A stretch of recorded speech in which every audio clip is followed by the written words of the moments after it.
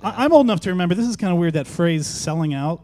Because to me, selling out means like your first record sounded like Black Flag and your second record sounded like Nickelback. That to me is selling out. So I mean that's what it's always, that word is always meant to me. But it's like, I think everybody on this stage will agree that it's okay to get paid. I think selling out, just like what you call your music or whatever, is just a matter of opinion. I think it's silly to argue about that kind of stuff. That's just my opinion and all. But selling out, yeah, selling out to me is doing something intentionally against your integrity for money.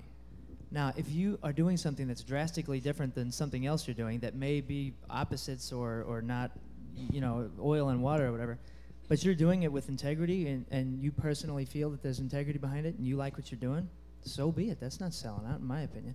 If you're doing something, like I said, intentionally against your integrity, that's by definition, to me, what selling out is.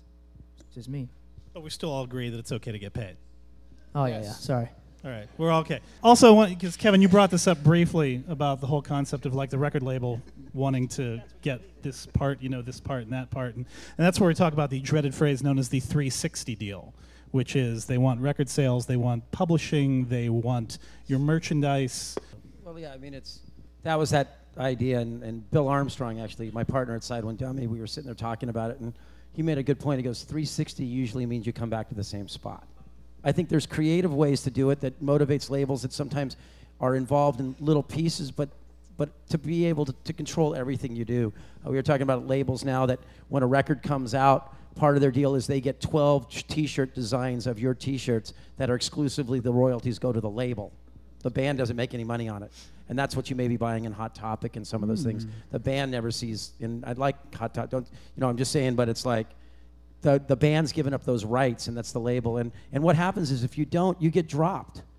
You get dropped. And that's one of the reasons we started the Warped Tour. Was I worked in the clubs back then, and the whole deal was if 50 people came to the club and it was $5 to get in, maybe the door was split with you. The door deals. We used to, bands I worked with. And then all of a sudden we went through this period where all these bands that I knew, Seaweed, and all these bands were getting major record deals, big agents that would force you on a club owner and say, you're paying my band $500 tonight, and the band would show up, and I'd be loading the gear, and there'd be 6 people in the club, and the club owner's trying to pay that band has to pay that band the $500 if he's going to get another show, and that band gets dropped 6 months later, and they're back to that band trying to make their career, and the only thing that club owner can do is take it out on that band. And they took it out on them by not booking them, and you saw a lot of great bands that didn't get a chance.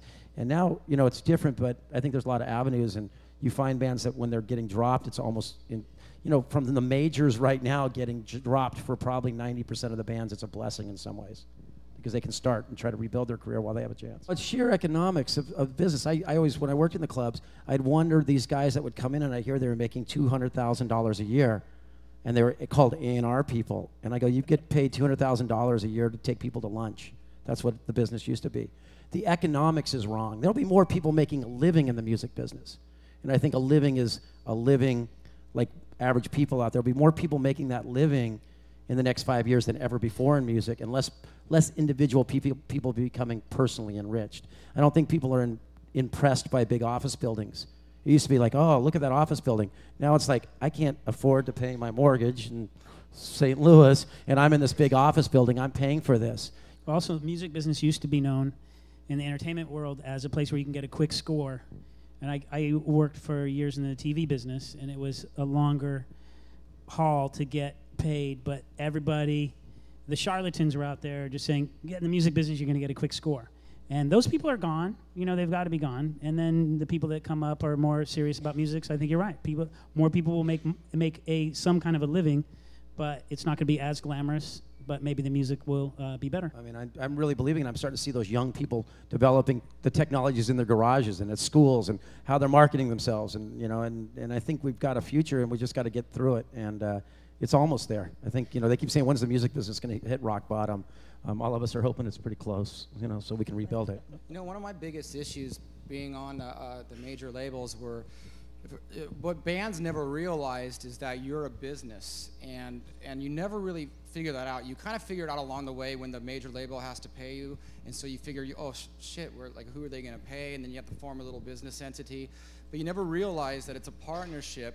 And it was always like this weird hierarchy at the label, or they were always like kind of not. It just didn't work any other way. They would sign you so you can't go anywhere, and you're kind of hoping and begging that they like your song so they'll go work it, and you're just like, shit, they don't like the song. Okay, they're not gonna work it. What do we do? We're done. But you never really had this. You didn't have your own pride in your business, and I think the whole 360 deal is the same kind of thing. I have yet to hear of a 360 deal working, except for Disney, and Disney does it great. They find somebody and they promote them on all these different channels, and it works really well. But record labels don't know anything about selling T-shirts. They don't know anything about touring. The only thing they knew about for years was selling the album. And I think that bands have to grow up learning and understanding their business. It's marketing. It's relationships. It's making a smart move and sharing a bus. It's meeting Kevin Lyman, and trying to figure out how to get on the Warped Tour. In most cases, he'll just let you show up and play, But the reality is you have to think like an entrepreneur.